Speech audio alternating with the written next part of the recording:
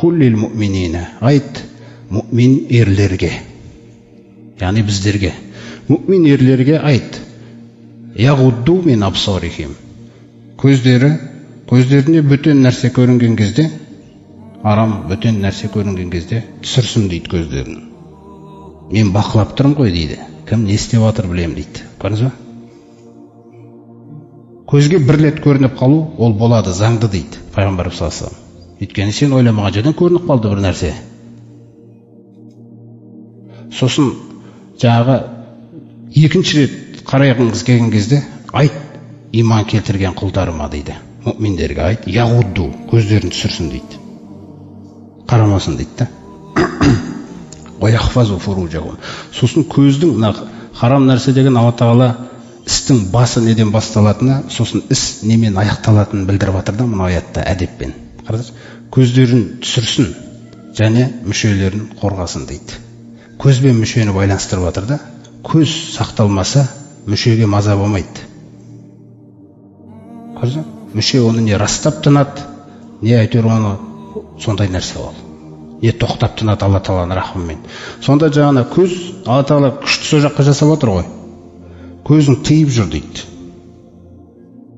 Көзіңді тыйсын деп айт иман келтірген құлдарыма, және ұятты мүшелерін сақтасын дейді. Неге бұлай айтып отырмын дейді Алла тағала? Залика аскалахум, өйткені сендердің тақуалықтарыңның, имандарыңның сақталуына ең таза жол сол дейді. Егер оны істемесеңдер, жаңағы айтқанымды сақтай алмайсыңдар дейді онда. Неге? Өйткені мен білем дейді. Неге мен бұлай айтып жатырмын дейді. Неге бұлай айтып жатырмын дейді. Көздеріңді тыйыңдар, жаңағы мүшелеріңді тыйыңдар, көздеріңді жаңағы төмен түсіріңдер деп. Өйткені инналлаха хабирун бима яснаун. Өйткені Аллах тағала біледі бұл муъминдердің не істеп жүргенін дейді. Көрдіңіз бе? Тәрбиелегім келеді дейді мен. Қимайым дейді оны басқа нәрсеге. Сол үшін көзіңді тыйш деп жатырмын дейді. Алла тағала сізге махаббат қаласа, сосын сол махаббатта сізді өзі қалағандай көргісі келеді. Жаңа көзіңіз жаңағыдай бір нәрсе көрінген кезде, ол Алла тағаланың сынағы ол. Одан құтылмайсың. Бірақ сол кезде көзіңізді тыйған кезде, оның сізге деген махаббаты, түсіндіңіз ба? Қандай да ол?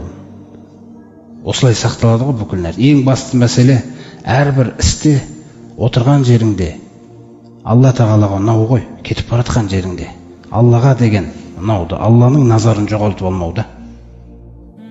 Сол үшін айтып жатыр. Сосын мына қағиданы әкеледі. Жалғыз ерлер емес дейді, бұндай нәрсемен жаңағы ұрынып қалуы мүмкін. Әйелдер де ұрынып қалады бұндай нәрсеге. Сондықтан пайғамбар саллаллаху алейхи вассалам айт: "Ва куллил муъминат", иман келтірген әйелдерге де айт дейді. Міне, көрдіңіз ғой, екі жақта да бар екен да бұл нәрсе. Иман келтірген әйелдерге де айт: "Яғдудна мин абсарихинна", ана көздерін тыйсын дейді, бөтен ерлерді көрген кезде. "Ва яхфазна фуруджахунна", және де ұятты жерлерін сақтасын дейді оларда. "Ва ла юбдина зинатахунна илля ма захара минха", сондай-ақ әйел затын Аллах тағала жаратқан кезде өзіңіз жалпы әйелдің затын, әйел затын өзі сұлулық, әшекей қылып жаратқан екен өзі. Міне сол зейнеттерін көрсетпесін дейді. Мен ашуға рұқсат еткен жерлерінен басқасын. Түсіндіңіз ба? Сосын айтады, әйелдерге байланысты көп нәрсе айтады, өйткені қозғаушы күш сол екен негізі қоғамда. Жаңағы нәрсе қозғап жіберетін да.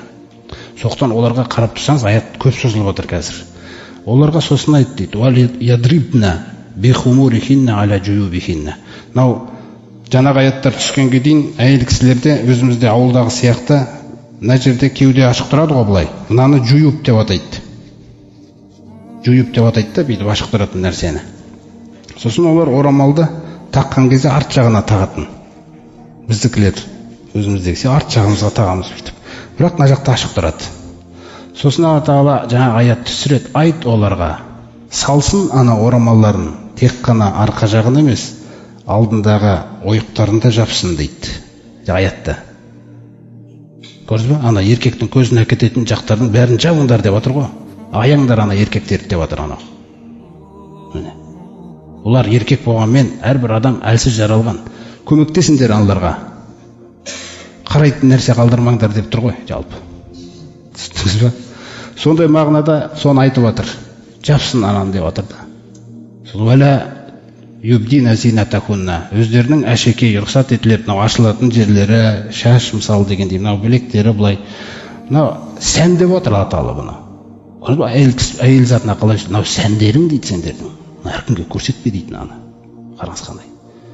Бұны көрсетіңдер тек қана иллали буғулатихинна, күйеулеріңе, ау абайи буғулатихинна, күйеулеріңнің жаңағы өздеріңнің әкелеріңе, немесе жаңағы абайи буғулатихинна, күйеулерің қайнаталарыңа, ау абнаихинна, балаларың көре берсін бұл түрлеріңде, ау абнай ихванихинна, жаңағы бауырларыңның балалары көре берсін, аға інілеріңнің, ау бани ахаватихинна, жаңа әпке сіңлілеріңнің балалары көре берсін.